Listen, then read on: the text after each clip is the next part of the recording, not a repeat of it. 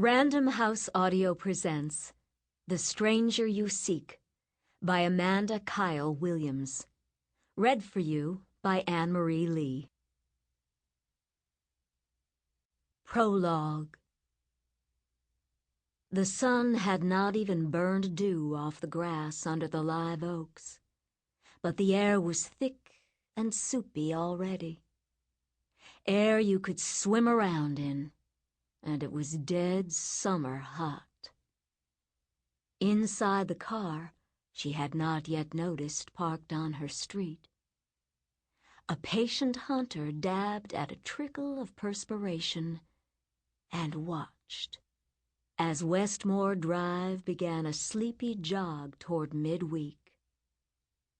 The white-trimmed windows in the small brick house were flung open around 7, and she first appeared as a faint image behind the kitchen window, nearly abstract behind glass and screen, but no less an object of desire. The smell of cooking food drifted from her screened windows, frying bacon and toast and coffee, and Lee Cotto's killer felt the first stab of hunger this placid summer morning. A little before 10, the street was silent. The last neighbor had left for work, 9:50 on the dot, as always. The smells from Lee Cotto's kitchen had shifted from breakfast to something else, something green and cabbagey and rank. The car door opened, then footsteps on the concrete walk, a briefcase, good shoes, a white smile, a business card. They always open the door. Chapter 1. My name is Keye Street. First name from my Asian grandfather. My adoptive parents awarded me the second. By trade, I am a detective. Private, that is. A process server and bail recovery agent. In life, I am a dry alcoholic, a passionate believer in crystal cheeseburgers and Krispy Kreme donuts, and a former behavioral analyst for the FBI. How I ended up here in the South, where I have the distinction of looking like what they still call a damn foreigner in most parts of Georgia, and sounded like a hick everywhere else in the world, is a mystery Emily and Howard Street have never fully unraveled for me. I know they had wanted a child so badly, they adopted a scrawny Chinese-American with questionable genes from an orphanage. My grandparents and guardians had been murdered, and my biological parents consisted of 2 drug addicts and 1 exotic dancer. I have no memory of them. They took flight shortly after my birth. I can only manage a word or 2 in Chinese, but my mother, Emily Street, who is as proficient in innuendo as anyone I've ever known, taught me a lot about the subtle and passive-aggressive language of Southern women. They had tried for a cute little white kid, but something in my father's past, something they have for my entire life, flat out refused to share with me, got them rejected.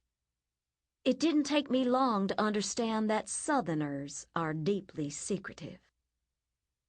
I embraced the South as a child, loved it passionately, and love it still. You learn to forgive it for its narrow mind and growing pains because it has a huge heart. You forgive the stifling summers because spring is lush and pastel sprinkled, because November is astonishing in flame and crimson and gold, because winter is merciful and brief, because cornbread and sweet tea and fried chicken are every bit as vital to a Sunday as getting dressed up for church. and because any Southerner worth their salt says please and thank you. It's soft air and summer vines, pine woods and fat homegrown tomatoes. It's pulling the fruit right off a peach tree and letting the juice run down your chin. It's a closeted and profound appreciation for our neighbors in Alabama who bear the brunt of the Bubba jokes. The South gets in your blood and nose and skin, bone deep. I am less a part of the South than it is a part of me. It's a romantic notion, being overcome by geography.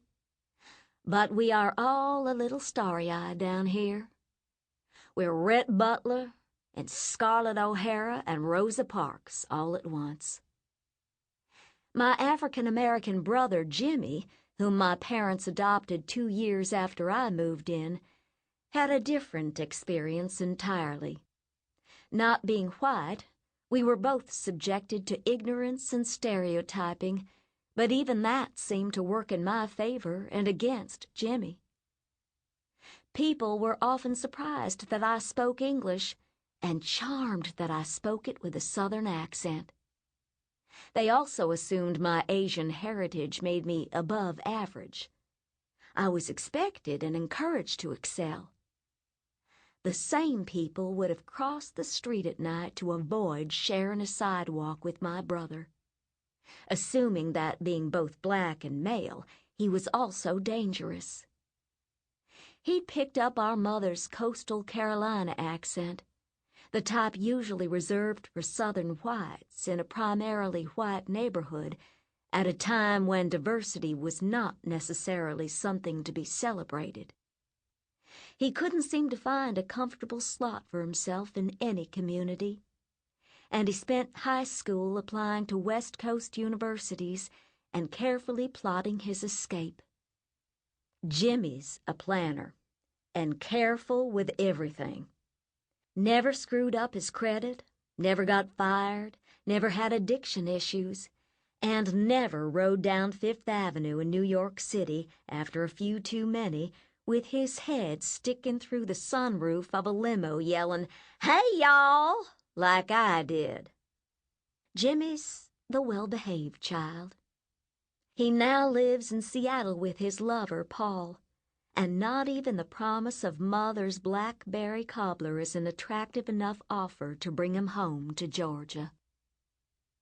How I came to be here this night, edging my way along an old frame porch, double-clutching my 10mm Glock, body pressed flat against the house, peeling paint sticking to the back of my black T-shirt and drifting onto cracked wood, is another story entirely. I had once been called Special Agent Street. It has a nice ring, doesn't it?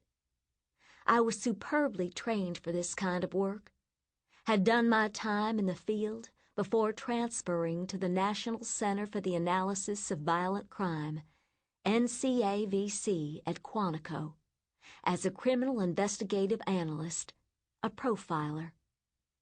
A few years later, the FBI took away my security pass and my gun and handed me a separation notice. You have the brains and the talent, Dr. Street. You merely lack focus. I remember thinking at that moment that the only thing I really lacked was a drink, which was, of course, part of the problem. I was escorted that day to the FBI garage where my old convertible, a '69 Impala, white on white and about half a mile long, was parked at an angle over the line between two spaces. Fire one special agent, get back 2 parking spots. Sweet deal. Now, 4 years later, I passed under the curtained front window and congratulated myself on accomplishing this soundlessly. Then the rotting porch creaked. The strobe from a television danced across the windows, volume so low I could barely make it out. I waited, still, listening for... Sample complete. Ready to continue?